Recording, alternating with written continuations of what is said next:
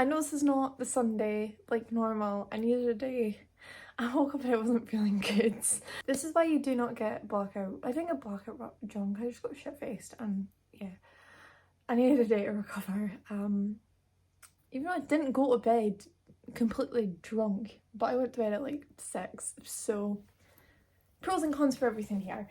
But my annual finishing off all the content video is still here. It's just a day late. And I'm going to talk about the grand final, and I'm gonna whip out the notebook. We're going to talk about predictions, the show. Not really much like the performances, because honestly it was an incredible year, incredible performances. And from about halfway through I couldn't remember half of them, so it's okay. Very true, I can't even deny that. Just gonna talk about where everyone kind of finished, what shocked me, what didn't, like I said, predictions, all of that good stuff. And then I say goodbye. I just want to say, again, before I get into everything, no, I'm not gonna cry because that would be very fucking weird, but the support that you guys have given me this last week has just been incredible. I always forget. Oh no, I'm not gonna cry. I always forget how much it actually means to me. Get that people actually like my content and that I'm not an annoying person when I put these videos out for 1 week a year. It's nice to see that you actually like them and you think that my reactions are funny, and it just reminds me why I started all this. So I just want to thank you for that. And now that the waterworks are done, we're going to get into talking about Eurovision. But we'll go bottom of the leaderboard up, talk about some shocks,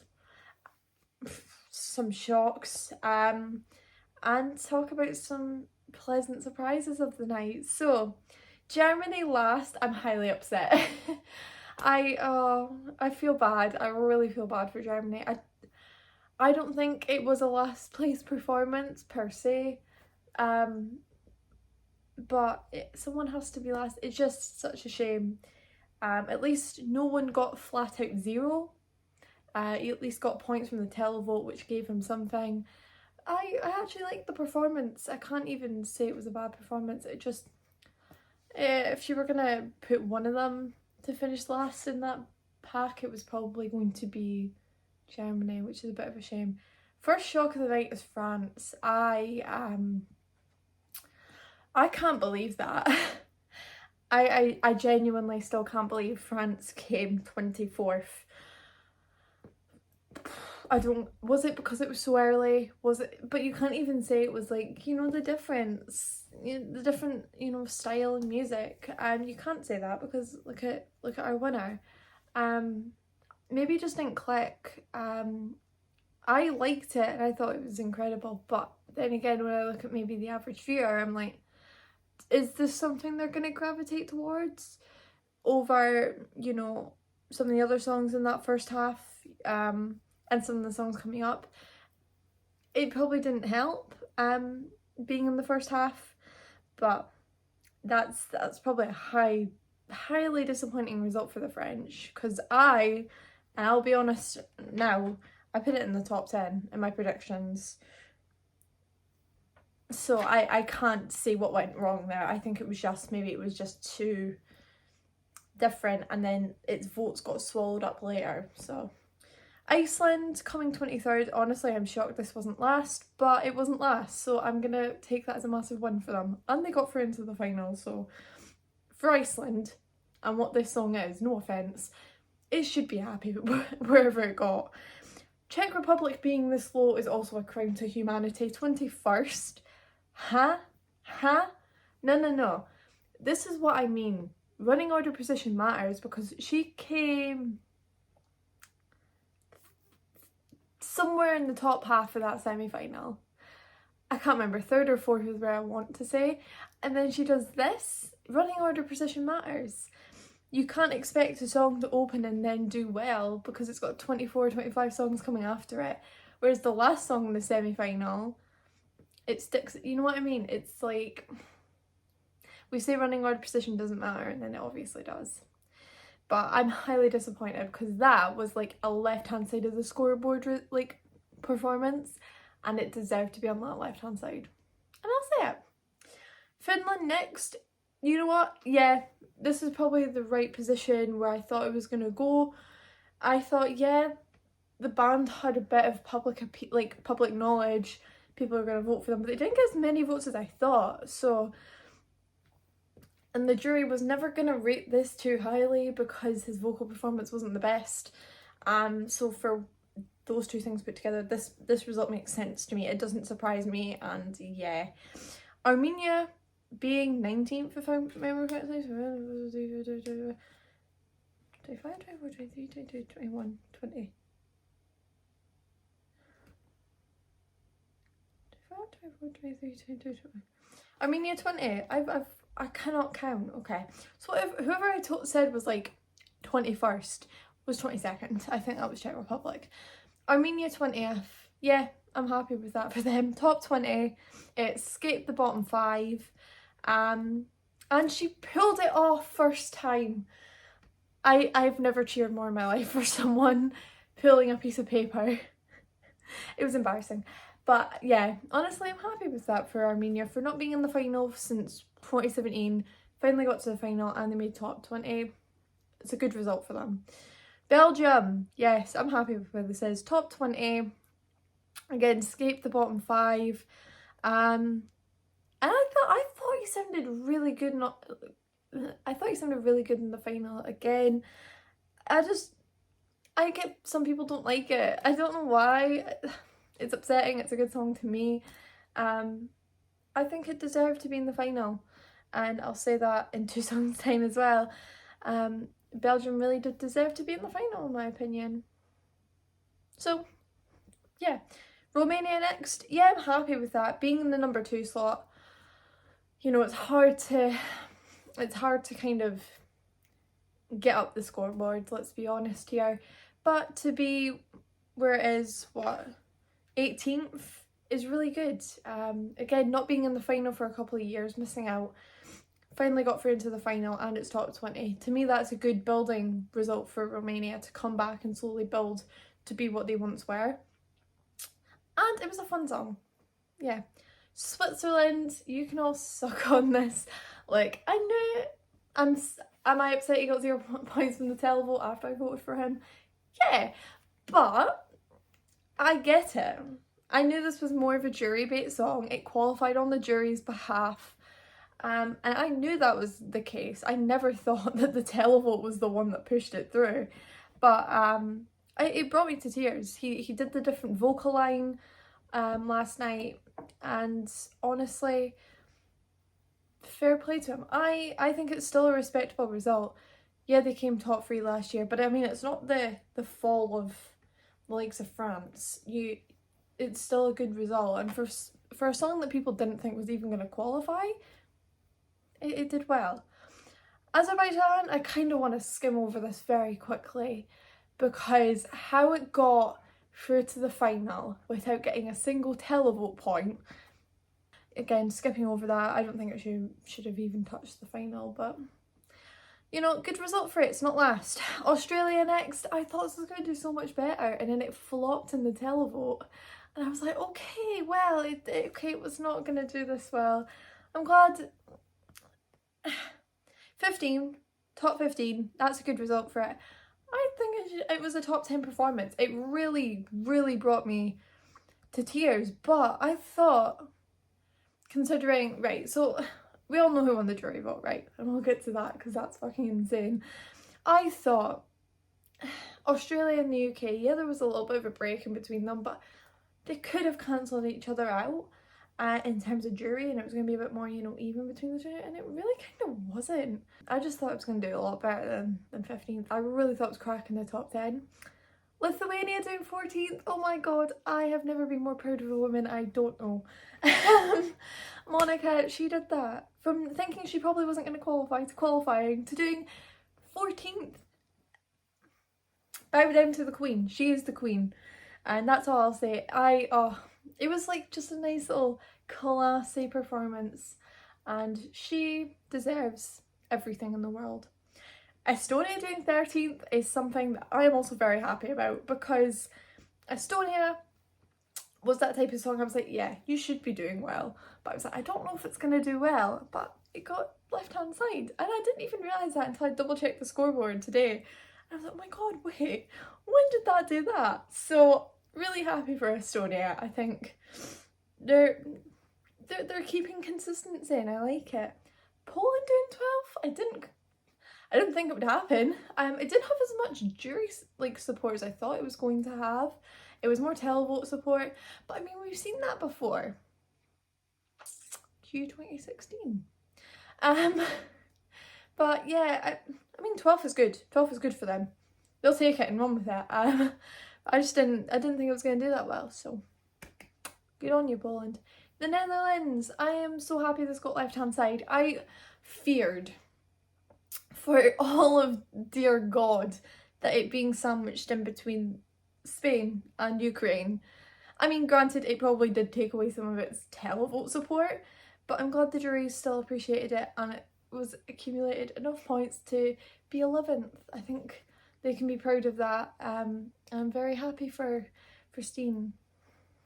It really hit. Do I think the performance still maybe lacked something? Yes, but she delivers it perfectly. So that's all I cared about on the night. Top 10, Norway, obviously. Had this not made top 10, I think I would have questioned everything I know about Eurovision. I just knew this was going to do well. It didn't do as well, I must say, with the televote, but I think that's because the televote was so heavily swayed one way this year. But yeah, it still did well, broke top 10, incredible for them. And Norway doing Norway, really just changing it up and doing whatever they want. So can we talk about 9th place, Portugal? I am so fucking happy because I thought being 3rd, it going Czech Republic, what did it go? Czech Republic, Romania, Portugal, and I think Finland. I was like, Portugal's getting eaten up here. No, the jury's appreciated the class and the talent and the masterpiece of Cidade. Granted, the televote didn't. The televote, I don't remember how many points, but I just remember it didn't appreciate it as much as it should have. But the juries, this is why juries are needed, and it's just about finding the right balance. Because songs like Cidade deserve to be top 10 songs. They are top 10 Eurovision songs, but you know, it doesn't have the televote support, and that's why juries are there. And it's again, it's about finding the balance. But I'm so happy. I could have, like, had I been a bit more together last night and I noticed that, I would have been a mess, because Portugal just had me. It grasped me. And yeah, iconic. Next, Greece. Honestly, yeah, this result makes total sense, and I think I predicted around about 8th. Did I get winner vibes from it? Yes, but I just don't see it doing it. I just couldn't see it doing as well as we probably all thought it was going to. And I don't know where it came in the juries. I don't have the split results in front of me. I just have the full results. But it wasn't top 3 in the juries, which shocked me. So that's where I was like, I think that's when I knew this year was just going to be a bit crazy. But it's still a top 10 result for Greece. Let's not say anything else about it. Top 10 result from Greece, and then they can continue to build on it. Next, Moldova. We all fucking knew this was going to be top 10. Not because of the juries, but because of the televote. And again, this is also instances of where the televote's needed, because a song like Moldova, it's a top 10 Eurovision song, come on. Yeah, I thought this had won the televote. When it said 200, I was like, televote winner, okay, makes sense, let's move on.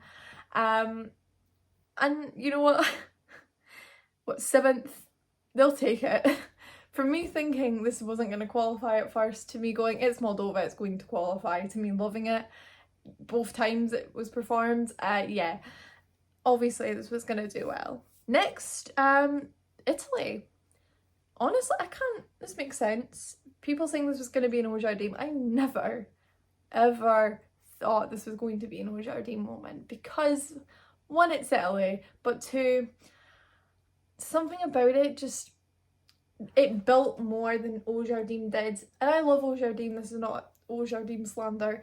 Brividi, it had something else about it that I just knew was going to appeal to both televote and juries, and it was never going to end up like Ojardin. And it's Italy, so say what you want about it. But it actually did hit, like when all the lights were going and it was like that the bridge, it like, I had chills for a second. I was like, it's not winning, but you know what I mean? It gave you that emotion that they wanted you to feel. It gave you the shivers. It does mean shivers, right? I haven't just fucked that up, but well, I'll figure that one out in 2 seconds. Top 5, Serbia. Yeah. I can't even be mad at it, because you know what? Yeah. I was clapping along. I was loving life. And again, instances where the televote's needed, you know, songs like that. It's a top 10 Eurovision song. What do you want me to say? And the jury just didn't give it as much love as they probably should have. So yeah, again, balance, but this was no shock to me doing top 5. I just didn't compute it doing top 5 in my head, but it makes sense. 4th, Sweden. I can't say it. This makes sense. Makes total sense in my head. When I think of what, second in the jury vote, it's Sweden. Makes sense. Very jury friendly. And 100 points, 180 points I think in the televote, which is proof that it's not that the televote hates Sweden. We've seen it with the likes of, I talk about Benjamin and Grosso and the famous 21 points. That is the case of Sweden being very disingenuous in its music and going very, you know, fitting a mould and sticking to it when it comes to Eurovision, and it just doesn't translate well.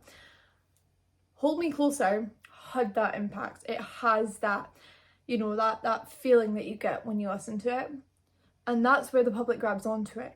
So it's Sweden needing to realise what works with the televote and what doesn't, while still being jury friendly. And Hold Me Closer was always going to do well because it was the mix of both. And say what you want, like it or not, it did well on both, and you can't debate that. What I think came 6th in the televote. You can't say they didn't deserve to do well just because it's Sweden, and that's coming from me, the Sweden hater. 3rd, this was a shock. Spain doing incredibly well with the juries. I didn't see it coming, and I have to be honest. Maybe the jury, they don't appreciate all pop girlies, but ones that can sing and dance at the same time. I've got to admit, the notes at the end after all that dancing were flawless. And I'm pretty sure they were flawless on the jury show as well, which is proof that you can't have a song like Slow Mo and do well with the juries. You just need to perform it well. And they did that. Spain did that. And Spain and the UK, can we talk about that? Because what a story, going from what we both went from last year to 3rd and 2nd. Let's talk about the UK. I mean, you saw it last night. I was a wreck. I didn't, oh my god.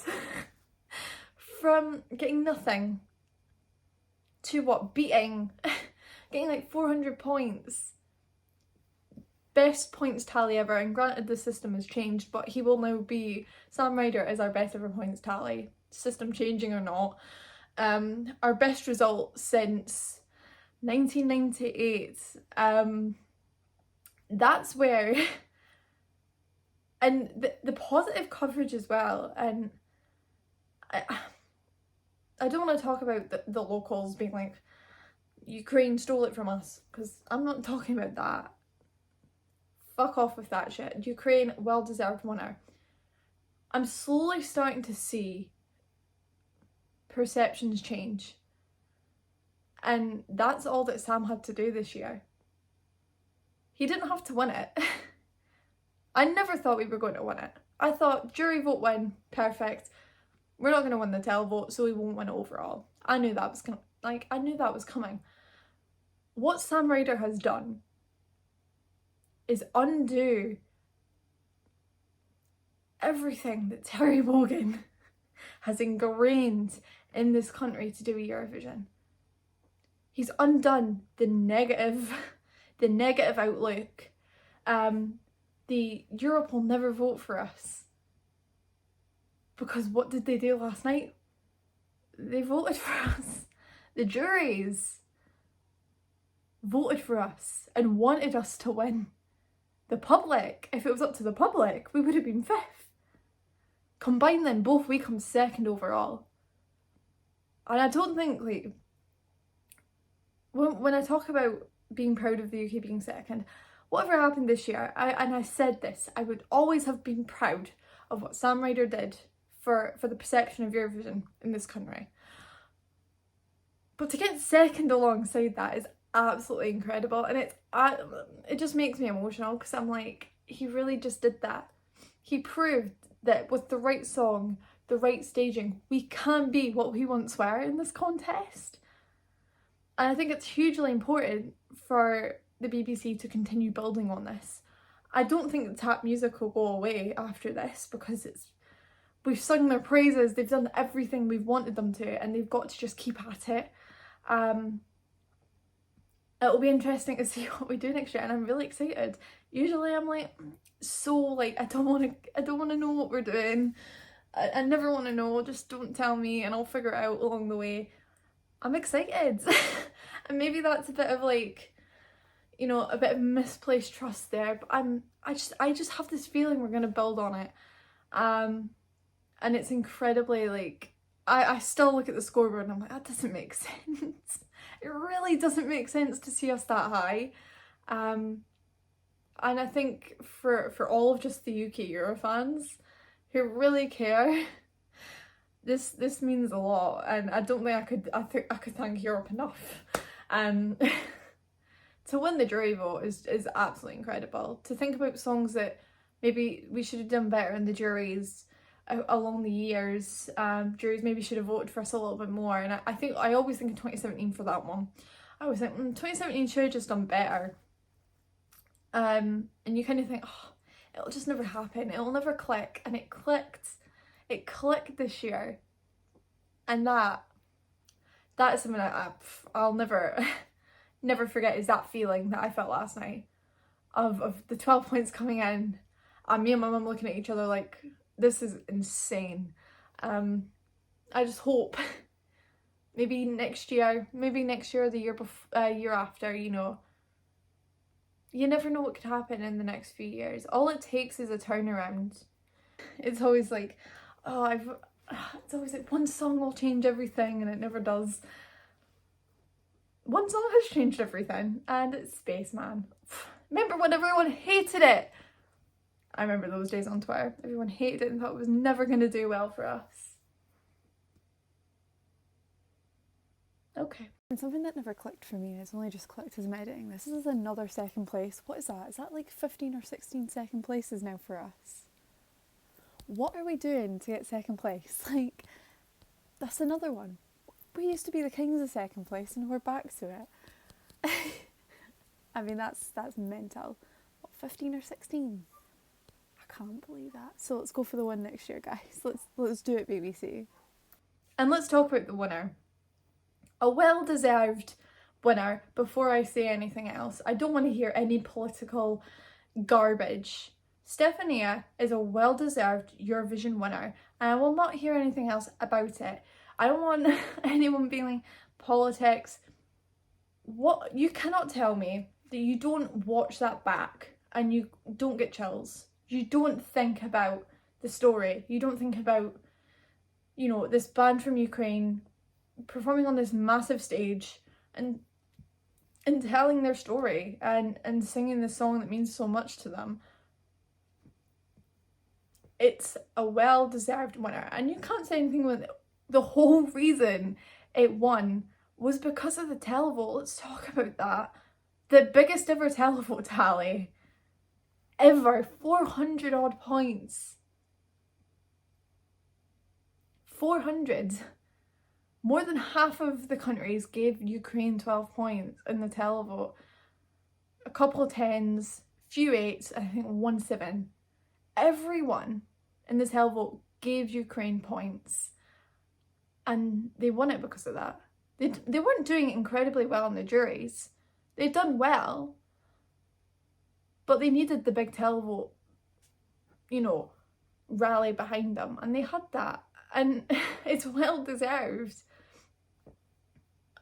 That song is going down in Eurovision history as a fantastic winner, and it just shows that different styles in Eurovision. Rap. It's rap. Rap does well. That's a weird thing to say. But yeah, I don't want to hear any political nonsense. It's a well deserved winner, and that's where I'm gonna end that off, because Stephanie is our champion right now. It's the winner. And yeah, let's talk about my predictions, because I kind of popped off this year before I got drunk in my predictions. I just want to say, I predicted 10th would be Norway. I predicted 9th would be Moldova. I was a bit off on that. 8th would be Greece. 7th would be France, but I don't talk about that one. 6th would be Serbia. 5th would be Italy. And listen here, 4th would be Sweden, 3rd would be Spain, the 2nd would be the United Kingdom, and 1st would be Ukraine. I'm not kidding here. I predicted that top 4, I predicted 8th, and I predicted 10th. I don't know what fucking sorcery I had. So the way I do it is that if I predict it was in the top 10 in general, 1 tick. If I predict its exact spot, I give it another tick. So out of 20, I got 15 points before I got drunk. And I was like, making a lot of sense. I was like, I got 15 out of 20 for that. And the only one I didn't get was Portugal, because I just didn't think it would ever suffice with its running order position. And I should have had more faith in it, but I just never thought I was going to get in the top 10. I got 9 out of the top 10. That. And 6 of them spot on. I don't know what sorcery I have, but... And when I talk about Wanted, it's a bit more depressing, so I don't really want to talk about it. And during the show as well, I predicted Ukraine to be first. I swapped the UK and Spain around just because I didn't have hope. I predicted Sweden 4th again. I thought Greece would be 5th. I put Australia and France in there because I was having delusions when I was drunk, obviously. Italy 8th, Norway 9th, Moldova 10th, so you know, roughly about the same set of songs, a bit jigged about, but I always knew Ukraine was going to win it. It's that type of song that you listen to for the first time and it gives you chills and it screams Eurovision winner. And I spread my votes out quite a bit this year, and I'm not going to go through them all, because I voted for a couple different countries. When I mean a couple, I mean like 10 almost, so ain't gonna talk about that. But I will never forget this year for predicting 6 positions of the top 10 absolutely spot on, and then predicting 3 more of the top 10 and just missing out on 1. I don't know how I've done that. Incredible. I am proud of myself. But as I close the book on Eurovision this year, we've done it. We've made it to the end of 2022 Eurovision, and then we look forward to 2023. 23 is my lucky number, UK. Maybe. You never know. I'm excited. Junior Eurovision in December. All of this stuff coming up. I know I said this last year. I might try and do content. We will see. We've done it. I want to thank you again for all your support. It's been absolutely incredible. Subscribe. Click the notification bell so that if I ever do upload in this massive hiatus I normally take, you'll know. Follow me on social media so you'll also know when I upload anything.